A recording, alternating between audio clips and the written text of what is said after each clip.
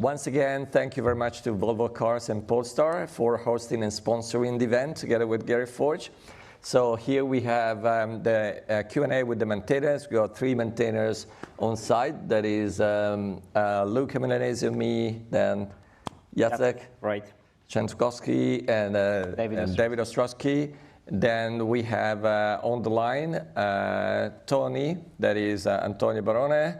Then we've got Thomas Dräbing, and Chris Poucet, and Sasa Zivkov. So Chris is from Google, then Sasha and Thomas are from SAP, and the rest of us is either, let's say, independent or GerritForge people, okay? Perfect. Do you guys want to say anything about yourself or any presentation, introduction? Up to you guys. No? Maybe Tony has a new maintainer. Tony, yeah. Let's say Tony, because Tony yesterday. is new maintainer since yesterday, so it's your first Q&A with the maintainers. Tony, do you want to say anything? I just wanted to say thank you. Yeah, I've been maintainer for 8 hours, something like that now. So, I'm sorry I cannot be there physically, but yeah, it's exciting. So thank you all for your trust, and it's an honor, and I try to do my best. So how many plus 2s you already gave? Well, one moral one to you right now. Okay. Good stuff. How do you see Gerrit adoption in the enterprise going forward versus alternatives such as GitLab or GitHub? GerritForge is a company in the US that is highly engaged with many customers. They're using Gerrit in large enterprises. So just to give you an example, 90% of our customers are in the Silicon Valley or somewhere else in the US. And recently, let's say the majority of new customers, they were, I would say, 95% in the automotive industry. So we definitely dealing with the large companies that are using Gerrit in the enterprises. In my personal experience, when you add one new tool in a large company, you're not replacing the existing ones. You're just adding one more to the existing ones. I never ever seen a large company doing a kind of adoption of a new tool without keeping the existing one for a while. And for a while, it means I still see people using ClearCase, right? Yeah. So, and raise your hand if your company got rid of all the old tools. Raise your hand. Nobody. So we are there. And large companies are large. So it means that some of the tools, some of the teams will use Gerrit, other teams will use GitLab, other teams will use GitHub, others will use Subversion, and others will still use ClearCase. So that's the way that it works in large enterprises. When we talk about small enterprises or startups, it's different. They change very rapidly. And I don't know, if you have a team of 10 people, they use today Gerrit, tomorrow they will use GitLab, and the next day they will use, I don't know, the next big thing that will come out, right? So in large enterprise, I see Gerrit as a rock-solid foundation that will not go away for the foreseeable future. Foreseeable future means what is plus infinite for IT, that is 5-10 years. Nobody knows what is going to be the reality in 10 years' time, right? That's how things are. If you think about that, when Gerrit started back in 2008, GitHub did not exist, right? People were putting their software somewhere else. There was still SourceForge.net, that was very popular, and so on. Now the reality, Google Code, yeah, was there. And actually, the Google Code was the first place where Gerrit was hosted, right? If you remember the first logo of Gerrit, there wasn't any diffie, there was just the logo of Google Code. And I still remember some initial presentation that I did, there was the, the Google Code there. Actually, I believe the one that I showed yesterday on the plugins, there was the initial logo without diffie. And then on the second one, there was diffie, right? So it means that things are changing all the time. However, when you talk about version control, that is such a fundamental piece of infrastructure that is very, very difficult to change. And especially when it's solid, it's working, is scalable, and from a point of view of Git, is the most advanced platform that exists in the industry. So raise your hand if you know so many other platforms. They are so scalable as Gerrit, so stable as Gerrit, multi-site, highly available, with a user interface that recently has become, to me, for the developer, the best. Absolutely. In terms of user experience, productivity, there was yesterday a talk from Diego, talking about the experience also of the first user, and that was also the Achilles heel of Gerrit at the very beginning. I remember in the user conferences that we were doing a few years ago, everyone was saying, Gerrit is great, but man, the user interface is very tough, and for new users, it's very difficult, and it's not so functional, and so on. And I was really impressed by Diego's presentation yesterday that said, actually, the big wows were the user interface. So I would say a round of applause for Chris' team, right? Because they're doing a fantastic job. Yeah, because that was really great. So I don't see Gerrit going anywhere from where it is, not dropping at all. There could be some organizations that decide for non-technical reasons to abandon Gerrit, but even the ones they do, they find a very hard time. And I remember there was one person last year in the summit that was saying, all the companies want to go to GitLab because it's the new thing, it's all integrated, it's the kind of silver bullet that says, oh, I got this one, it solved all the problems. Can do AI, can do online coding, can do CI/CD, can do issue tracking, can do code review, can do Git server. So all the companies, they want this, right? Oh, I just pay one guy and does everything. The bill is expensive, but I don't care, I pay one guy. But at the end of the day, he was saying, Gerrit goes with autopilot, right? It's there, it's working, it's scalable, doesn't have any problems. So why should we change? The people are happy. And one thing that is very important, even when and if a large company decides to move out of Gerrit, there are regulations. There are regulations specifically in the automotive industries that says that whatever piece of software you put in a car needs to be traced, needs to be versioned. The conversation around the code needs to be audited, cannot be removed, and needs to be kept for legal and also judiciary purposes. Imagine that someone has a crash in a car, right? And for whatever reason, someone goes to court and say, listen, it was not driver's fault, it was the software fault. So the court needs to have all the evidence on what has been done on that piece of software.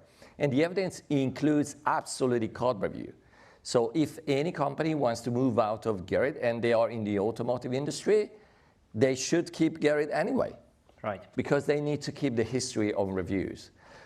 So the only possibility where I see people moving out of Gerrit and going to GitLab or GitHub, if they work in that industry, is to, let's say, ask GitHub and GitLab to go and process all DB, right, information and producing the equivalent of reviews in their platform. Gerrit, at the moment, is the only platform that provides that level of functionality with 100% open source.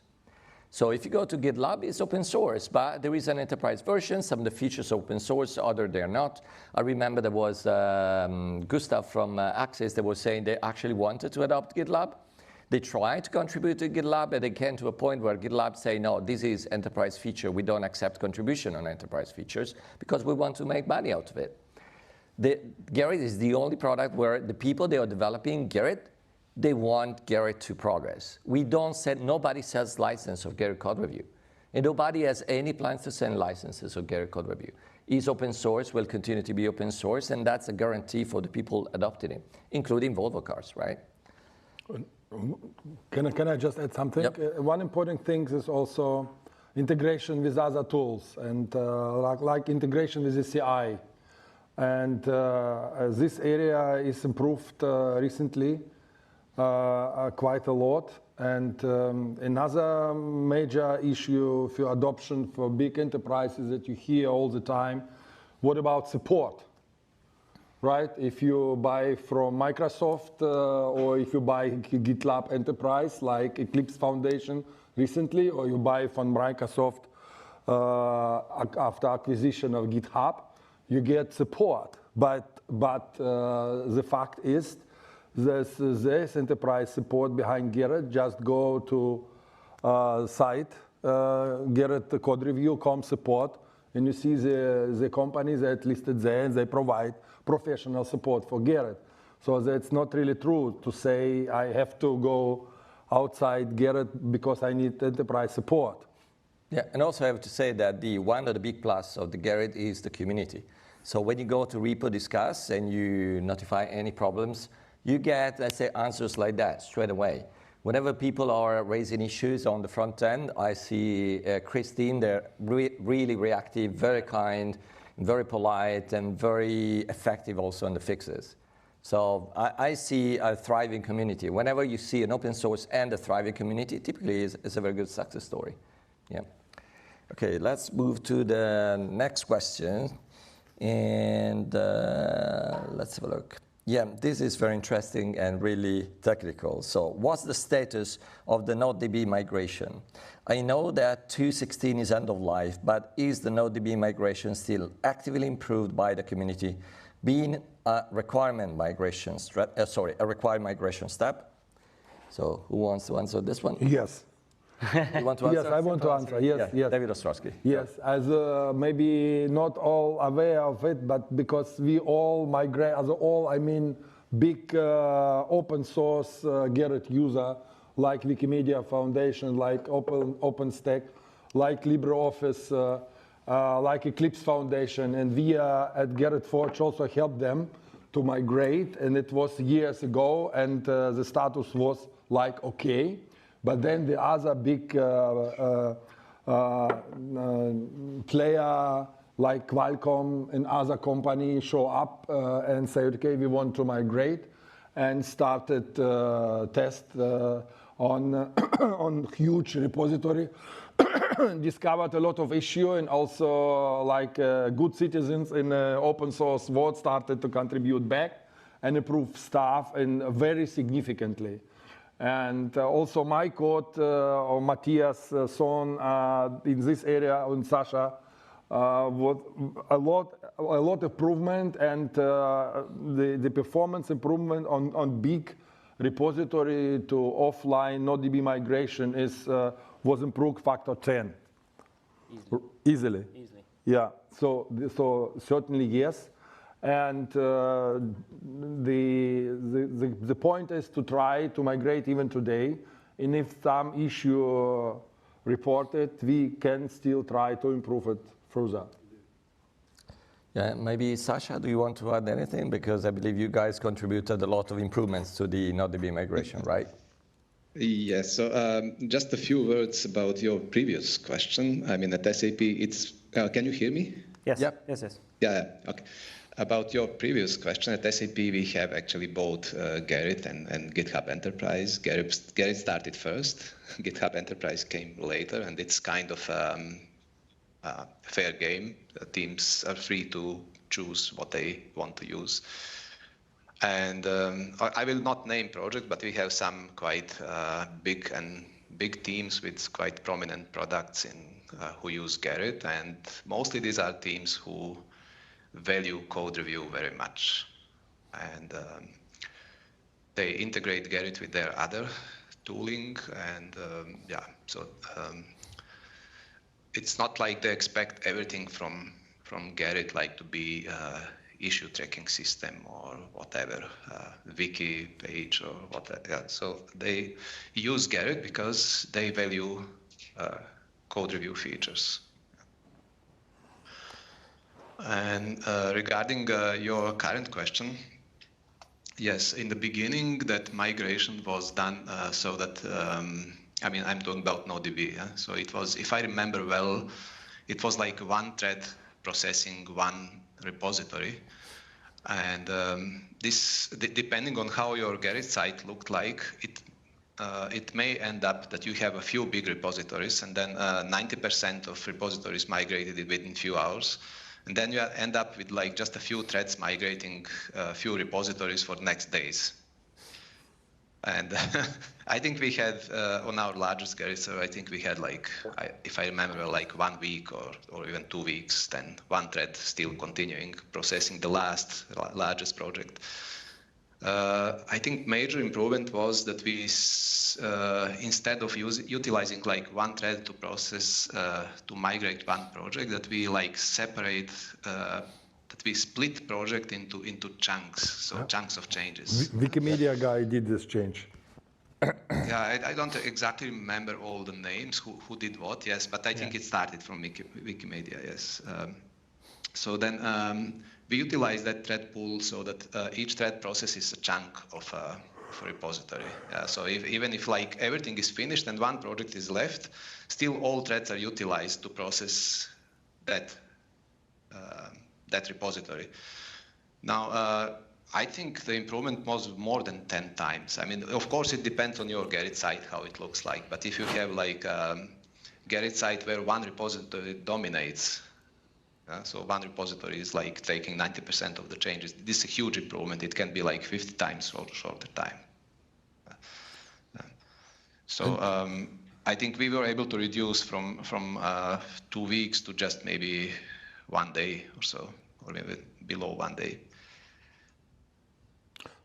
And also, just to add, garbage collection code was improved by Qualcomm, that the loose ref not need to be garbage collected anymore. Yeah, absolutely. You remember? Yeah. And there was, I believe, one change was done by Matthias from SAP that was really good.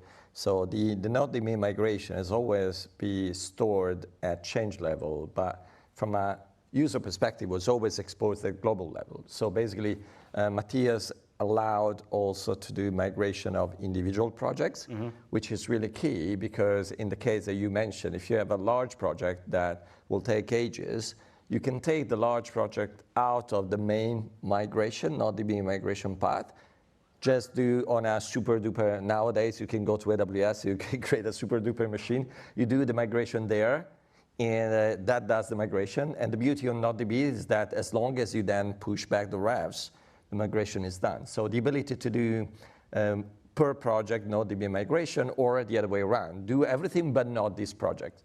That allowed new migration paths that before did not exist. And this is all because of the contribution of SAP and all the other guys that went through it. Also, we did a series of massive improvements, it was last year, on the JGit code base and also on the Gerrit code base on 2.16, explicitly for NodeDB migration, where we introduced some additional thread local caches. And thanks to Google also, that really helped us a lot in getting them reviewed. And there will be, of course, new people doing migration. So we work with many clients, and some of the clients, they are still behind. And that's fine. So we are helping them migrating. And in my experience, every migration is similar, but every migration is a little bit different. And that a little bit different sometimes makes the difference between success and disaster, right? Yes. And the beauty is that because we are still supporting, as David mentioned, the enterprise customers, and again, you just go to gerritcodereviews.com/support, you will see all the companies they are helping out migrating. I'm sure they will find more issues, and I'm sure we will fix them, even if the product is end of life. So even, for instance, also Tony that is there, and one of the reasons why he is maintainer, because he has been helping Gerrit so much. So the last bug he found is that a fix that we did many years ago on 2.16 on the e-tag was actually broken. So he fixed new things on 2.16. So I believe even if 2.16 is end of life, but we will keep helping people migrating, absolutely. So that's a guarantee. We will never say, oh, you are behind and you're alone with yourself. Absolutely not.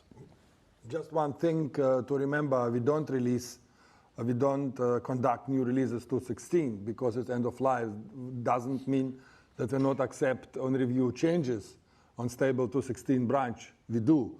And that is important for you. If you still need to migrate, you shouldn't do, I don't remember, what is the last released version, 2.16, 27? 26, 27. 27. We'll not create new releases. Yeah, not create. We'll not create, but you should build from stable 2.16, from latest commit, the release version, and use this one, and not the officially released 2 or 3 years ago. And I would also, just last word, wouldn't be surprised if another company with a specific Gerrit installation would reveal some corner case issues, like Eclipse Foundation, that we helped them to migrate. We found out that their Gerrit was actually abused, and in terms of authentication backend. So they put all their user in Gerrit because it was in ReviewDB, it was cheap and it worked, right? And it was 300,000 users. But then they tried to migrate 300,000 users to all user repository with not DB backend. And suddenly code wasn't prepared for this very heavy load and this small period of time. And the migration process was running all the time and nothing happened because the garbage collection cycle was missing. And then that was improved and allowed them to migrate. But then Qualcomm improved that even further. Right. Yeah. So maybe we have still some corner cases undetected, but we need to detect and fix them. Okay, sounds good. Let's go to the next question is there any plan to remove the account patch reviews database? More in general, what determines where data is stored? NodeDB versus elsewhere. And I will add also, is there any plan to get the draft comments out of all users and the star changes out of all users, right? Because currently I'm really saying that all users, we as maintainers, we treated these repository like, I don't know, the rubbish dump of the cities, right? Where you don't know where to put the rubbish, you put it there, and then ended up in a state that is not sustainable, right? But maybe not everyone aware of what account patch review DB is actually used for.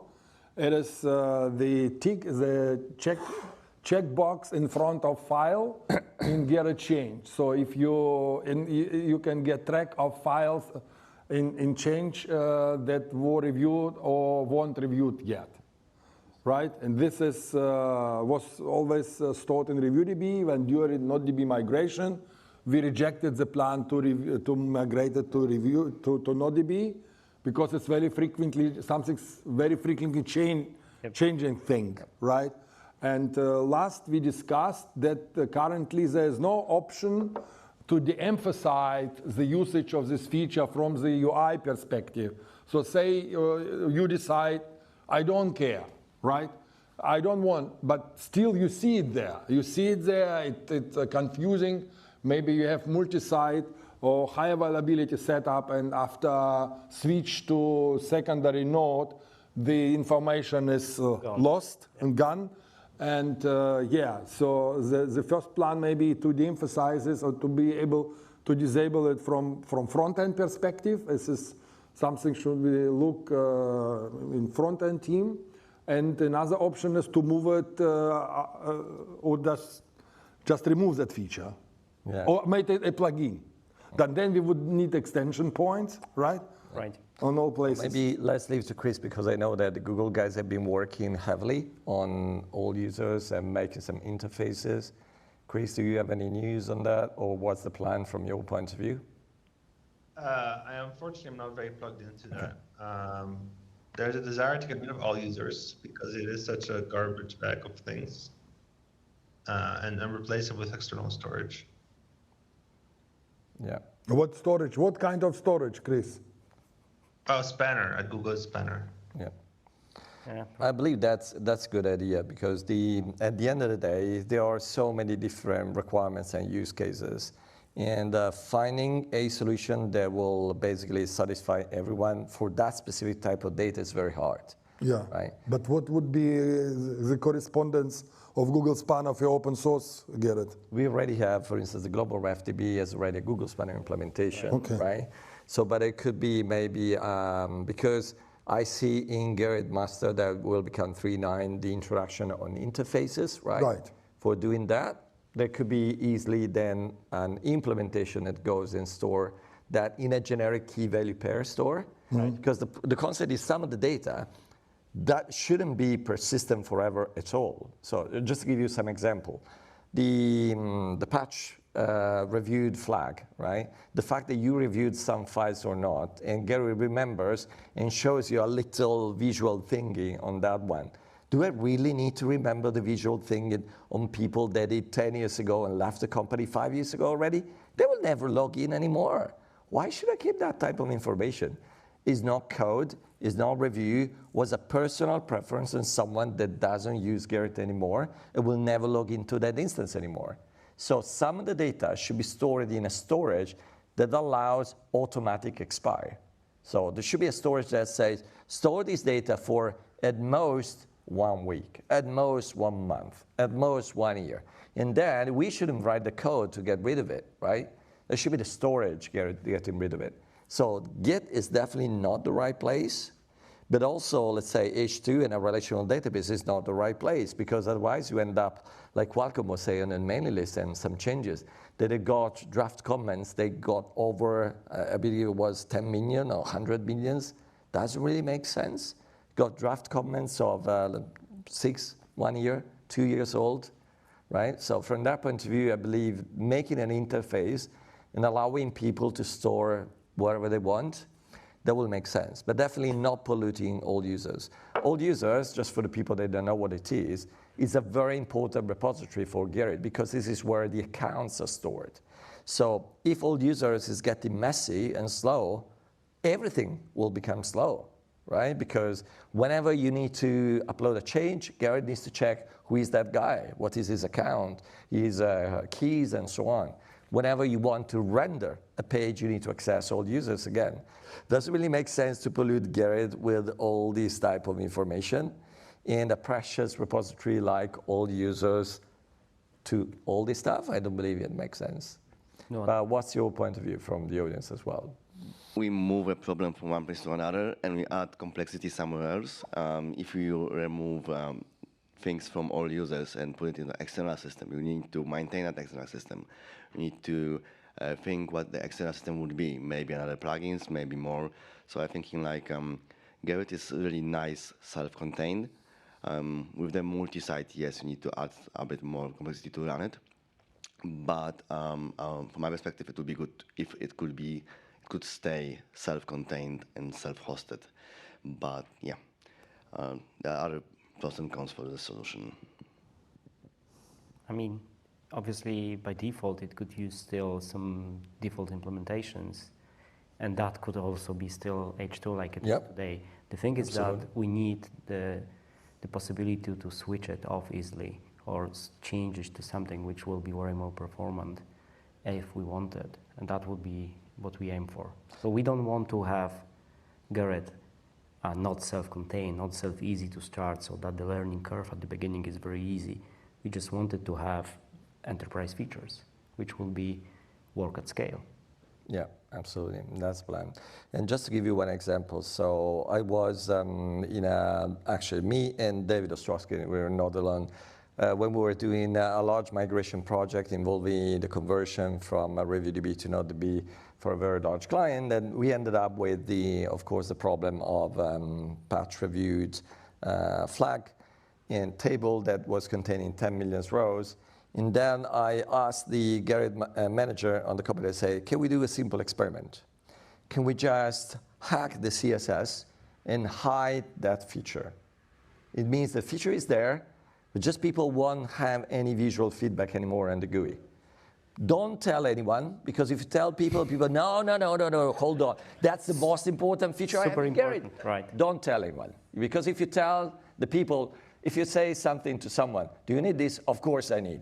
So I said, don't tell anyone, just disable the feature, leave it disabled for a week, let's see if anyone complains, then keep it disabled for a month, let's see if everyone complains. Now it's still disabled. It's been 1.5 years. Nobody even realized. So that's the thing. So from that point of view, I truly believe that we have to provide a default implementation, but we have to provide the ability to plug something else or switch it off. Right. Otherwise, we keep on, so Gerrit is nice, but has too many features at the end of the day. Some of them, maybe you don't need them. And they becomes just a burden, right? So other than the cross-plugin support, are there any major features discussed and planned for future Gerrit versions? Sure, I can do that, although I will be spoiling my talk this afternoon. Two words. Yeah, actually, so from our side, we want to move to Kubernetes early next year. So there is some time pressure also on us developing this whole thing. So we are pretty close into releasing the 1.0 version of the Gerrit operator. It's supposed to be released like end of this month, maybe in November. So yeah, those things are definitely coming up. Project-specific change numbers that will allow people to consolidate different Gerrit servers together in an easier way. I believe they went to a point where they can demo something, and yeah, hopefully they will make it in 3.9.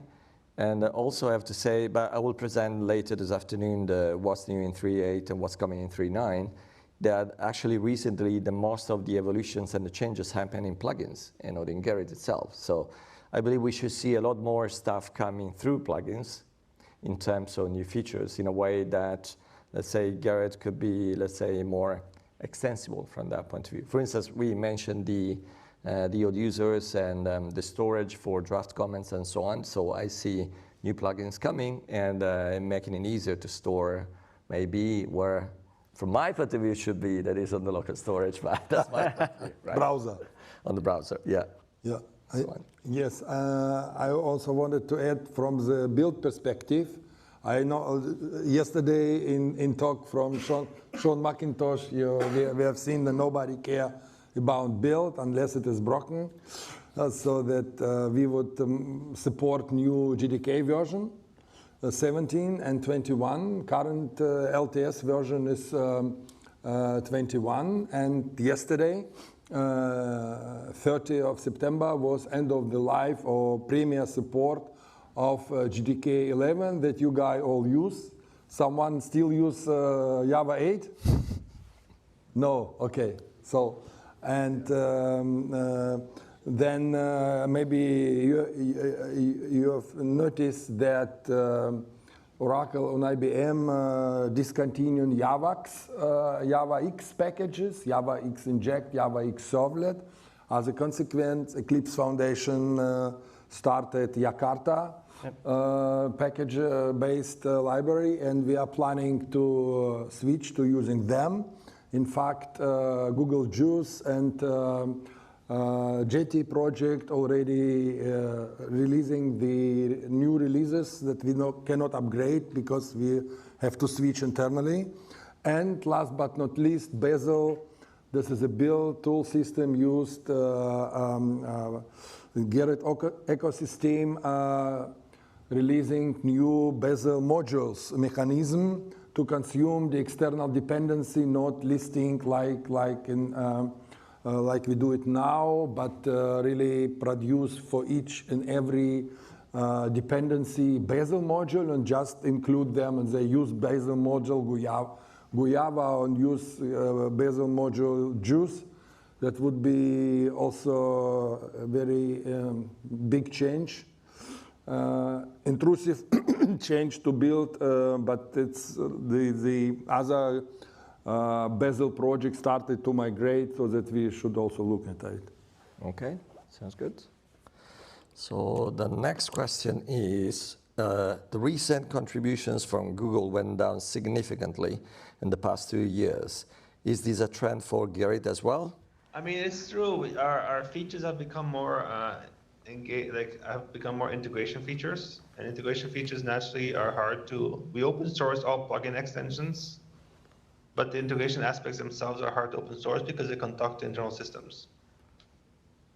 But it could also be a notification that Gerrit is very mature, right? Right. So it's very stable, very mature. Just to quote another guy, maintainer from Wikimedia Foundation, after we introduced Git Protocol 2 and everything was working like a charm, like I said, Gerrit is a walk in the park, right? It just work. Right? Yeah, I have to say also one thing that will show also in terms of numbers, because I really like also, like Shay started from numbers. So always my first slides are numbers. So we know what we are talking about. And looking at the numbers, you clearly see that the majority of the innovations and the evolutions are coming through plugins at the end of the day. And we are making, as Chris was saying, let's say more integration working. In terms of code review, so Gerrit code review is already the best code review in terms of user experience and functionality ever, right? But what we are really lacking are integrations with other systems. So we are working a lot more on those integrations to make Gerrit easier to set up, to talk to other systems, and then to work seamlessly with the entire CI/CD pipeline. So there was the talk from Jim aggregating about Zool, and it was saying Zool and Gerrit are really good friends. I'm hoping that friendship will become a lot more integration in the future as well with Zool. So I'm really happy that Zool adopted, for instance, the event broker for receiving events. It was a huge improvement because it means that also the operations with Gerrit and the CI/CD pipeline can now really be zero downtime, because we were saying, yeah, Gerrit can be upgraded zero downtime, but they were saying that doesn't help because my builds are not zero downtime. So how can I do zero downtime upgrades if really every time that I'm breaking the SSH channel, then I'm going to miss some events. But now, because let's say Zul can use events, and events naturally will tell you whatever was left since the last time you talked to it through Events Broker, and Zul itself can be upgraded with zero downtime. That's really a big improvement. So I believe you need to see the full picture, not just Gerrit Core, but Gerrit Core plus plugins. And then I'm going to show this afternoon in the graph that it's true that one is going down, but the other one is going up, right? Are you maintaining any components that you feel it needs more contributions? Where do we need more contributions? So where there is a call for more help for components? I would say that usually you can understand the hype of where the efforts of the community goes through the mailing list.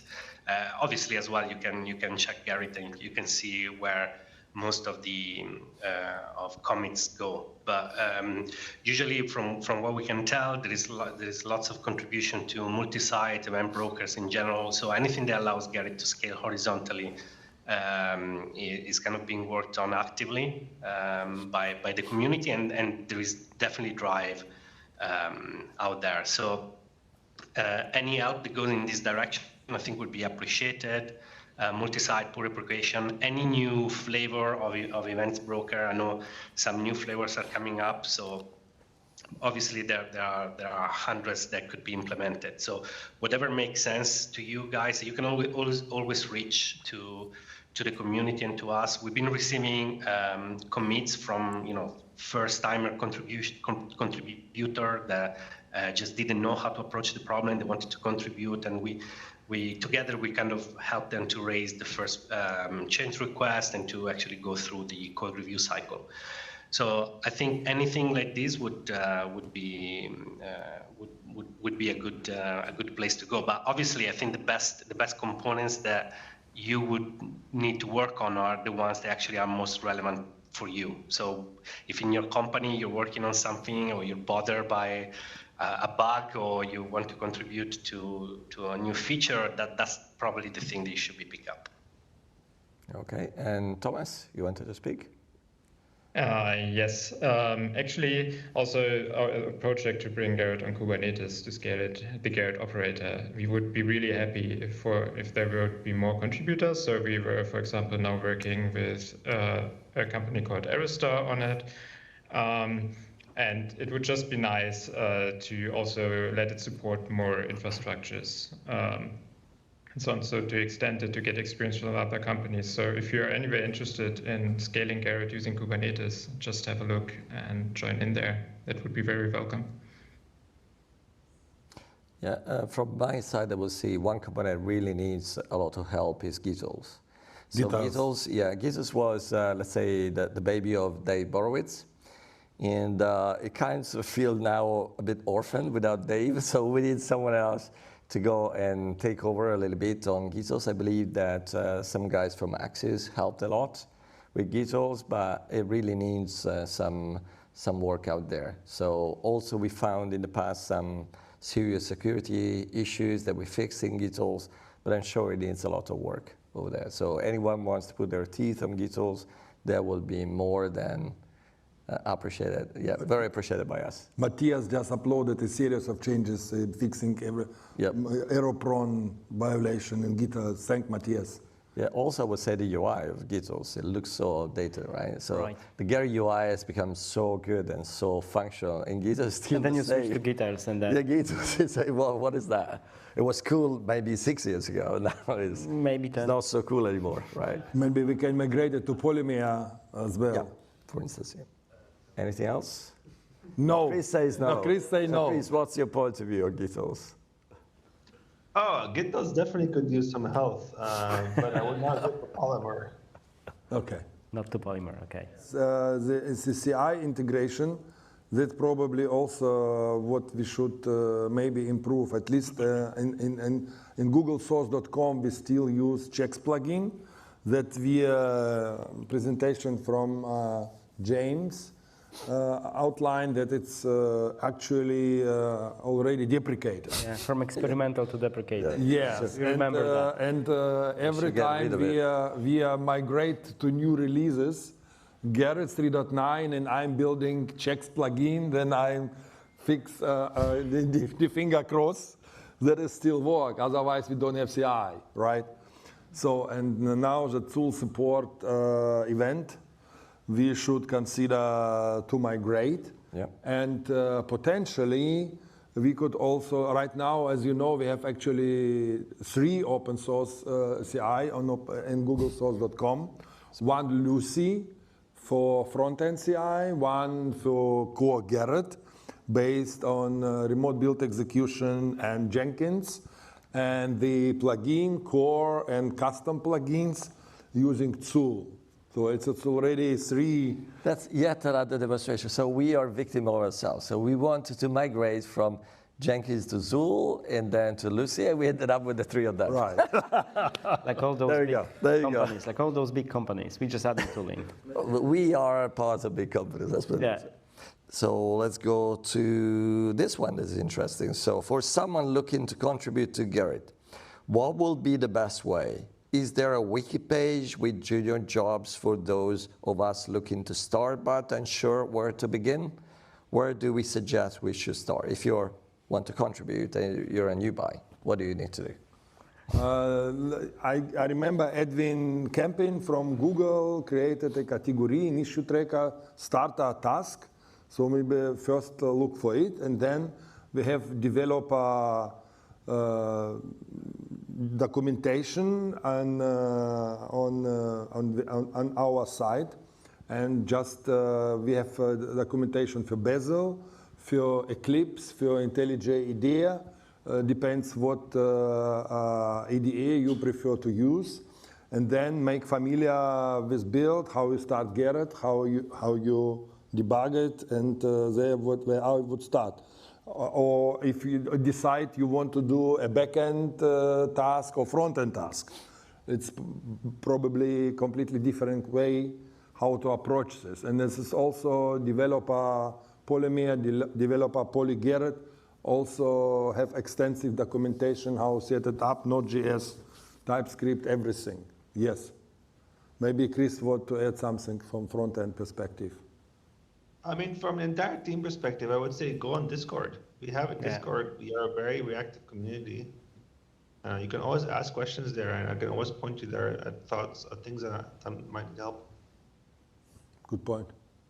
Yeah, I have to say that is really a huge value compared to others. Yeah, so if you go to Discord, you ask for help, you always get someone that is going to help you from any point of view. So that is really, really a big plus from my point of view, right?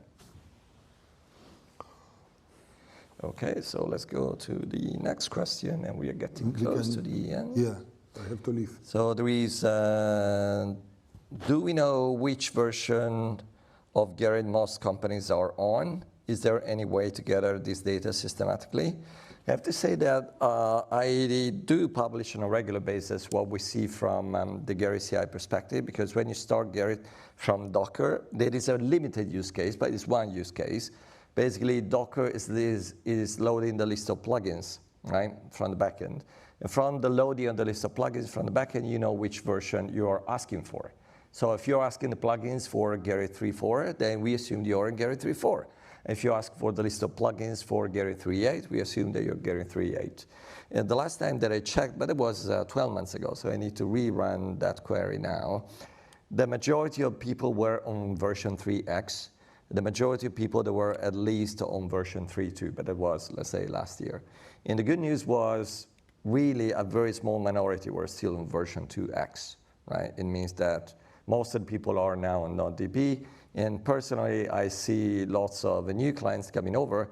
They are just brand new users. And when you say ReviewDB, they don't know what it was. I said, what is ReviewDB? Which is good. Which is good. Yeah, it means that we got a lot of new adopters and new companies adopting Gerrit. But we don't have exact numbers on other than that. And with regards to the publicly available Gerrit versions, I've never seen anyone that is, let's say, older than version 3.4 in the public Gerrit versions.